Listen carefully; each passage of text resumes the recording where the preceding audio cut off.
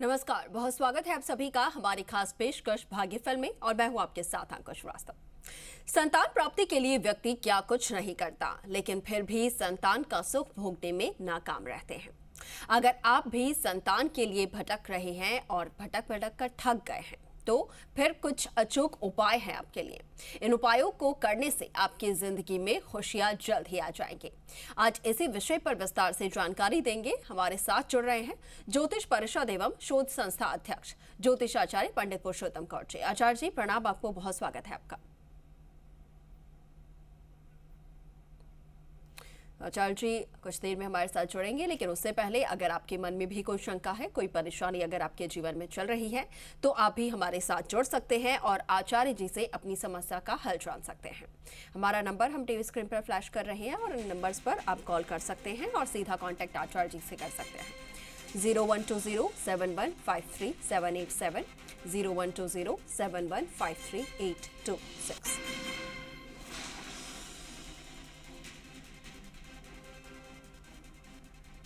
और आचार्य जी हमारे साथ जुड़ गए हैं। आचार्य जी प्रणाम, आपको बहुत स्वागत है आपका। जी आयुष्मान श्री राम जय राम जय राम मेरे राम की जय हो। आचार्य जी आज का विषय जो है संतान प्राप्ति। कई बार देखने को मिलता है कि जो दंपति है वो कई बार संतान प्राप्ति के लिए परेशान होते हैं, सालों पूजा आराधना करते हैं, लेकिन फिर भी उन्हें ये जो खुशी है वो नहीं मिल पाती है। ऐसे में क्या ऐसे दोष हैं जो कि उनकी कुंडली में होते हैं, या फिर कौन सी ग्रह का प्रभाव होता है जिसकी वजह से वो इस सुख से जो है वंचित रहते हैं, और क्या कुछ उपाय वो कर सकते हैं ताकि ये खुशी उनके जीवन में भी आए? देखिए अंकुर जी, ये बात सही है कि संतान प्राप्ति के लिए व्यक्ति क्या क्या नहीं करता, उसे बहुत करना पड़ता है। उसके बाद भी ये सुख ना मिले तो बहुत कष्ट होता है। तो आज इसके लिए हम छोटे से उपाय देना चाहते हैं, और वो छोटे छोटे उपाय हैं। अगर शादी के कई सालों तक संतान नहीं हो रही है तो मदार की जड़ शुक्रवार को लाएं और उसे स्त्री के कमर में आप बांधें, डोरे से, लाल रेशमी डोरे से या फिर मोड़ी से उसे आप बांध सकते हैं। वही हम बात करें तो बछड़े की सेवा करें। बछड़ा जो है, छोटा बछड़ा, इसकी सेवा करने से भी लाभ होता है। और बात करें इसके अतिरिक्त तो देखिए, जैसे पति पत्नी दोनों गुरुवार के दिन पीले वस्त्र धारण करें और व्रत रखें। इस दिन पीली वस्तुओं का दान करें और पीला भोजन करें, ये बहुत ही शुभ होता है। वहीं स्त्री गेहूं के आटे की लोई बना करके उसमें भीगे चने की दाल और थोड़ी सी हल्दी मिला करके रोजाना गाय को खिलाएं।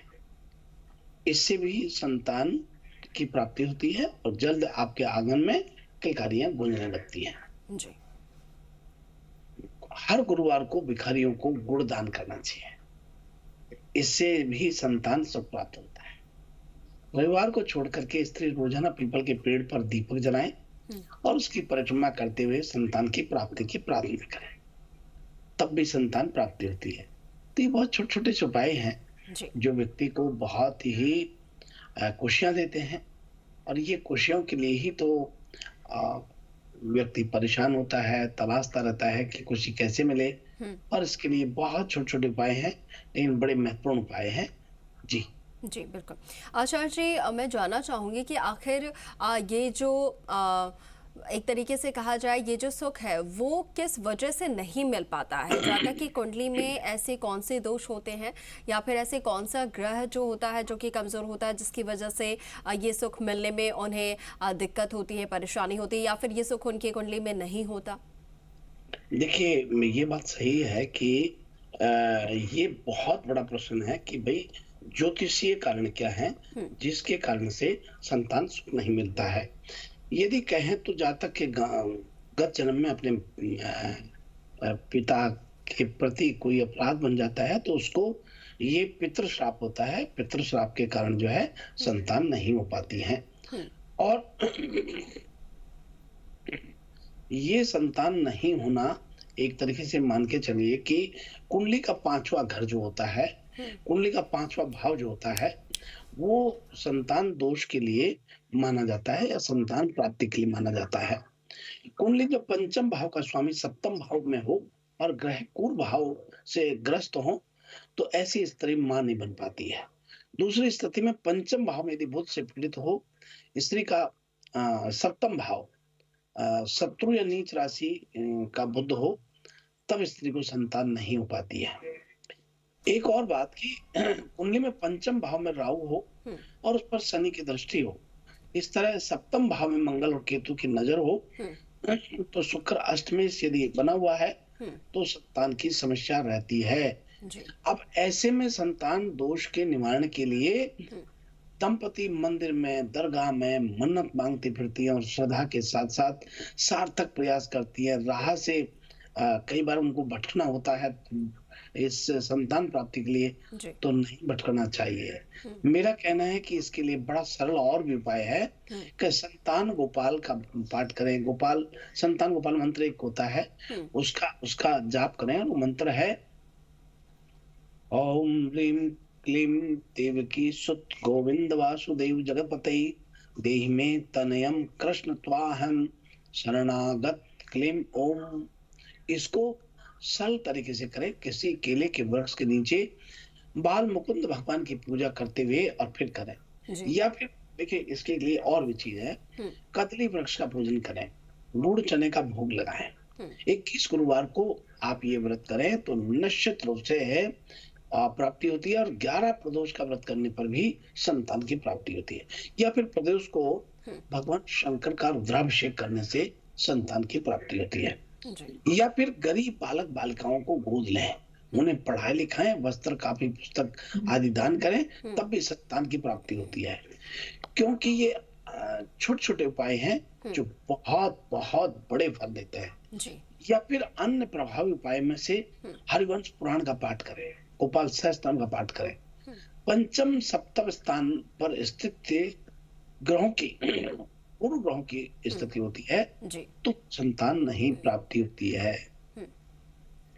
और देखिए स्वान जो है कुत्ता, काले कुत्ते को भैरव का रूप मानते हैं। तो ज्योतिष शास्त्र में एक बहुत महत्वपूर्ण पशु माना गया है। काला कुत्ता जहां भी हो वहां नकारात्मकता नहीं आती है। इसलिए काले कुत्ते को शनिवार के दिन आप मिठाई खिलाएं, गुड़ खिलाएं और भोजन खिलाएं। इसके करने से भी संतान प्राप्ति होती है। और कुंडली में पितृदोष होता है तो भी संतान की सुख में बाधा आती है। उसके लिए कौओं को भोजन देना, पितृगण प्रसन्न होते हैं और संतान प्राप्त होते हैं। जी बिल्कुल।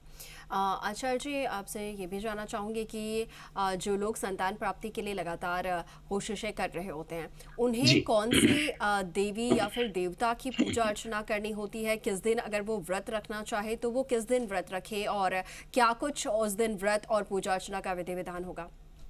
देखिए इसके लिए बहुत सरल सा उपाय मैंने बताया था कि संतान जो प्राप्ति के लिए देवताओं की पूजन की बात करें तो संतान सुख पाने के लिए भगवान लड्डू गोपाल की पूजा करें। और पूजा के दौरान इस मंत्र का निरंतर जाप करें। देवकी सुत गोविंद वासुदेव जगतपते देहि में तनयम कृष्ण त्वामहम शरणम गतः। और इस मंत्र से रोज आप आहुति करें, हवन करें और लड्डू गोपाल की पूजा करें तो आपको लड्डू गोपाल प्राप्त होता है, यानी संतान प्राप्ति होती है।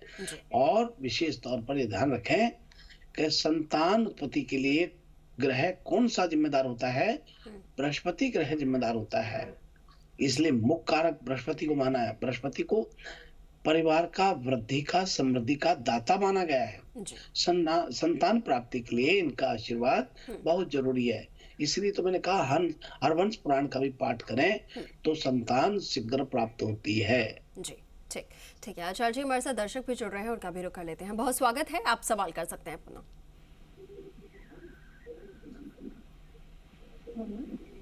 जी जी, आप अपना सवाल कर सकते हैं, आवाज आ रही है आपकी। राम राम जी। आप कंचन जी थोड़ा तेज बोलिए, आवाज नहीं आती आपकी। हेलो जी, कहीं जुड़े हुए हैं क्या? सवाल कीजिए आप अपना। हेलो। हाँ जी, आप अपना सवाल कीजिए, आवाज आ रही है। मैं बच्चे का जन्मदिन 17/10/87 जी। आगरा का जन्म है, 2 से 2.5 के बीच का जन्म है जी। हाँ पंडित जी, ये मैं दो बार आपसे पहले भी पूछ चुका हूँ, इसकी क्या गवर्नमेंट जॉब नहीं लग रही, थोड़े नंबर से चूक जाता है बार बार, इसका है जोग है कि नहीं गवर्नमेंट जॉब का? देखिए, आप 2 बार पूछे हैं तो भी हमने जवाब दिया होगा, और हमारा भरसक प्रयास रहता है, भरपूर प्रयास रहता है कि प्रत्येक व्यक्ति हमारे लिए भगवान है। जो हमसे जुड़ते हैं उनका बड़ा हम आदर के साथ और बहुत उत्साह के साथ, बहुत तल्लीनता से जवाब देने का प्रयत्न करते हैं, और उसी में से आप हैं, तो आपका बड़ा स्वागत है। आपने पहले भी पूछा है तो हमने आपको जवाब दिया होगा, और अभी भी आपको कहा जा रहा है कि आप इनसे प्रतिदिन स्नान आदि करते वक्त हल्दी के जल से स्नान करने को कहें, हल्दी का तिलक लगाएं और हल्दी लोटे में डाल करके सूर्य को अर्घ दें, और प्रतिदिन खड़े होकर के 7 पाठ हनुमान चालीसा का करें। अवश्य इनको सरकारी नौकरी का सहयोग बनेगा, लेकिन कुछ प्रयत्न करने पर ही बनता है, इससे आप प्रयत्न कीजिए। जिनकी कुंडली में प्रयत्न नहीं होता उनको हम नहीं बताते, बाकी आप ये प्रयत्न करेंगे तो अवश्य आप खुश होकर के फिर हमें फोन करेंगे कि हाँ उनका नौकरी लग गया है। आपको बड़ी मंगल शुभकामनाएं। जी बिल्कुल। और भी दर्शक हमारे साथ जुड़ रहे हैं, बहुत स्वागत है, आप अपना सवाल कर सकते हैं आचार्य जी से। हेलो जी नमस्कार। राधे राधे पंडित जी। राधे राधे जी। पंडित जी, मैंने अपनी नानी के बारे में पूछना, उनका नाम कुंती देवी है। उनके ना होठों पे ना कुछ ना चोट सी होगी ना, तो हम उन्होंने बहुत दवाई खाई, इनको फर्क नहीं पड़ रहा, जख्म मतलब कि ज्यादा ही उनका बढ़ रहा है, तो हमने कोई उपाय बताइए जिससे उनको बच्ची पर फर्क पड़ जाए। देखिए, आपकी नानी जो कुंती देवी है उनका बहुत स्वागत है, बहुत बुजुर्ग होंगी, उनका बहुत आशीर्वाद सभी को मिले, आपको उनको। लेकिन इनके होठों में जो तकलीफ हो रही है, इस होठों के लिए जिम्मेदार कौन सा ग्रह है मालूम आपको? कौन सा ग्रह जिम्मेदार होता है होठों के लिए? और ये बड़ी बात है कि इसके लिए आपको बताएं कि चर्म रोग आदि जब होती है तो सूर्य ग्रह से बनती है, तो आप कृपा करके इनके हाथ से सूर्य भगवान को जल देने के लिए कहें, और बोले कि सूर्याय नमः, आदित्याय नमः, भास्कराय नमः, दिवाकराय नमः, सविताय नमः और सूर्याय नमः। ऐसा 5 पर्यायवाची सूर्य के बोले और सूर्य को जल चढ़ाएं, अवश्य इनको फर्क पड़ेगा, और दवाई भी लीजिए, आपको जरूर लाभ होगा। बड़ी मंगल शुभकामनाएं। और भी दर्शक हमारे साथ लगातार जुड़ रहे हैं आचार्य जी, उनका भी रुख कर लेते हैं। बहुत स्वागत है, बताइए क्या जानना चाह रहे हैं आप? मैं सुरेंद्र बोल रहा हूँ सुजानगढ़ से। जी बहुत स्वागत है। नमस्कार सुरेंद्र जी। आपको नमस्कार। आचार्य जी, आपके चरणों में मेरा सत नमस्कार है। जय आयुष्मान, श्री राम, जय राम, जय राम, मेरे राम की जय हो। तो आचार्य जी, मैं अपनी पोते के बारे में पूछ रहा हूँ। आज उसका 7 अगस्त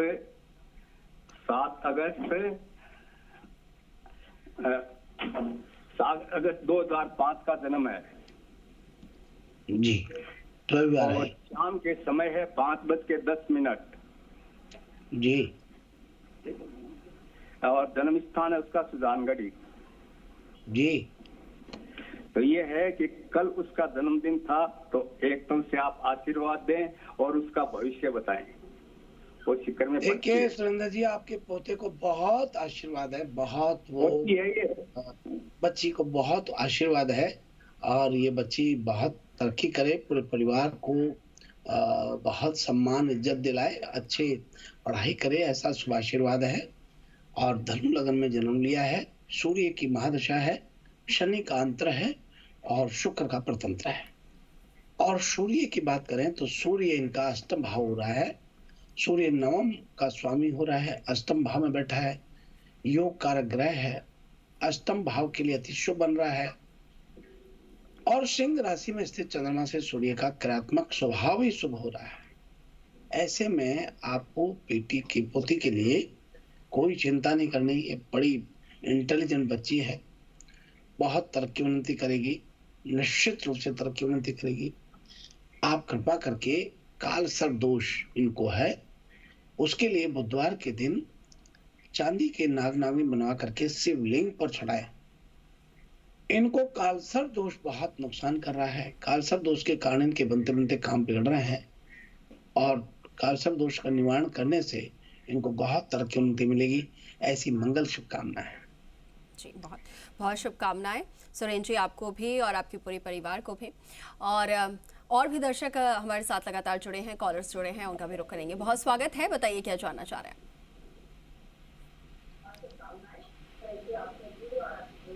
आवाज मिल पा रही है आपको? आचार्य जी राधे राधे। जी राधे राधे जी।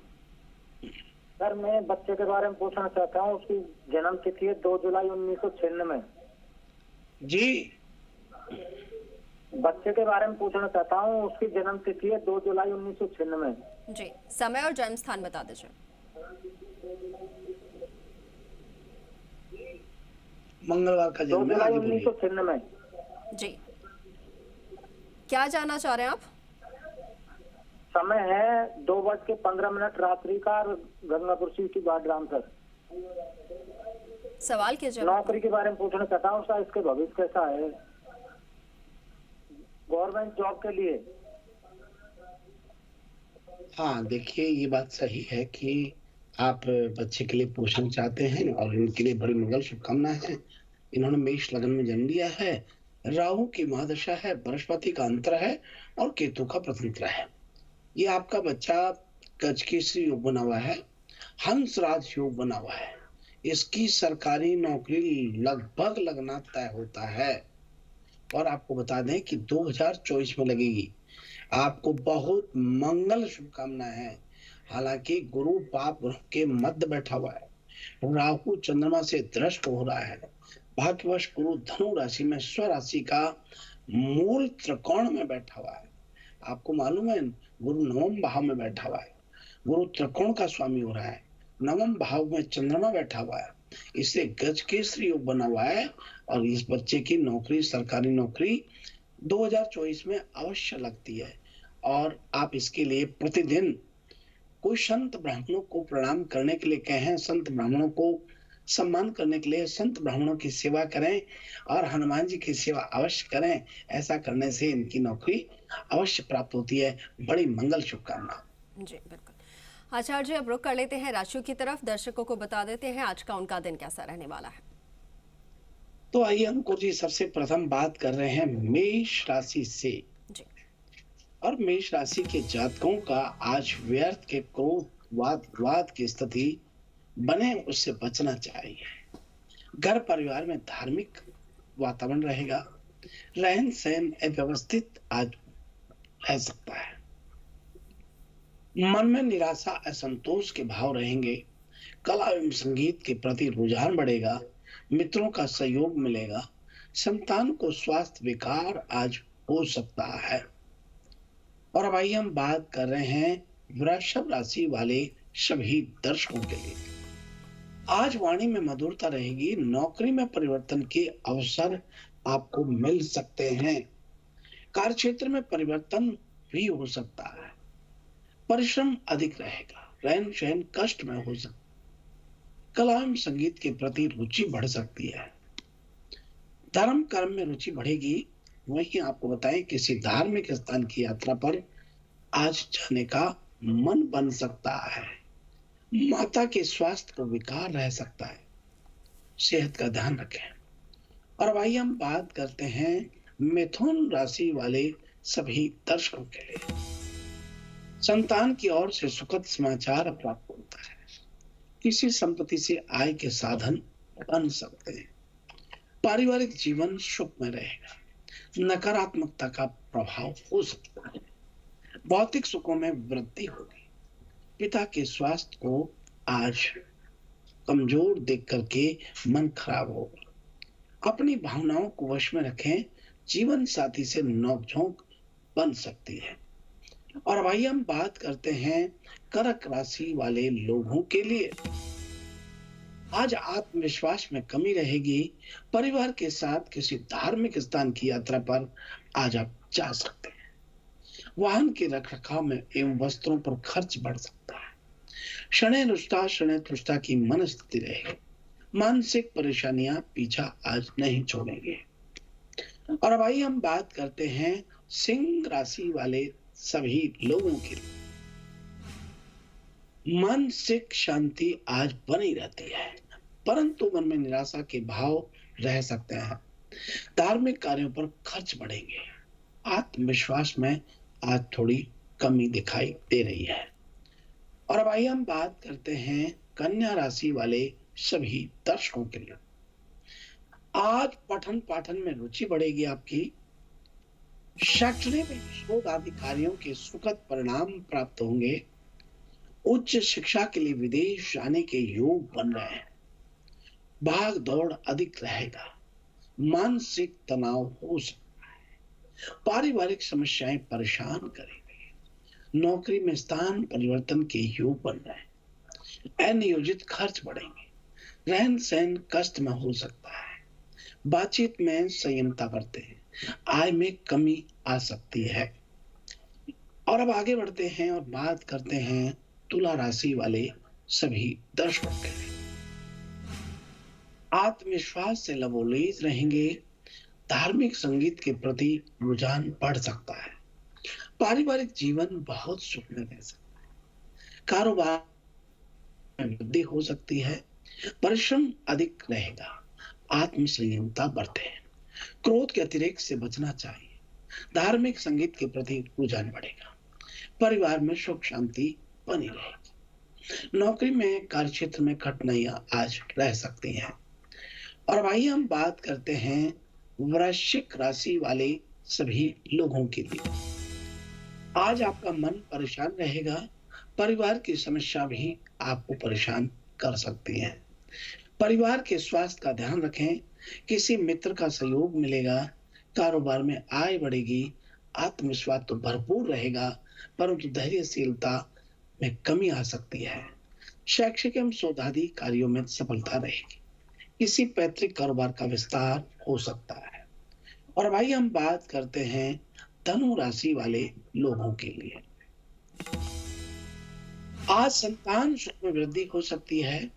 किसी मित्र के सहयोग से आय वृद्धि के साधन बन सकते हैं।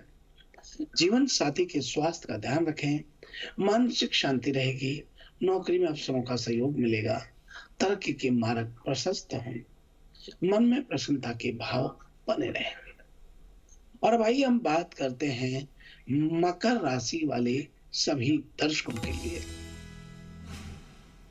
आज मां का सानिध्य प्राप्त होता है। किसी संपत्ति से आय के साधन बन सकते हैं। कारोबार में परिवर्तन के योग बन रहे हैं। पठन पाठन में रुचि रहेगी। शैक्षणिक एवं शोध आदि कार्यों के सुखद परिणाम आपको प्राप्त होंगे। नौकरी में तरक्की के अवसर मिल सकते हैं। मान सम्मान में वृद्धि होगी।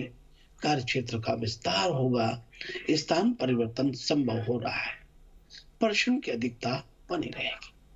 और भाई हम बात करते हैं कुंभ राशि वाले सभी दर्शकों के लिए। आज मन शांत रहेगा। नौकरी में तरक्की के अवसर मिल सकते हैं। कार्यभार में वृद्धि होती है। परिश्रम अधिक रहेगा। आय में वृद्धि होगी, परंतु खर्च भी बढ़ेगा। शनि तुष्टा की मनस्थिति बनी रहेगी। नौकरी में परिवर्तन की संभावना बन रही है। किसी दूसरे स्थान पर आज आपको जाना पड़ सकता है।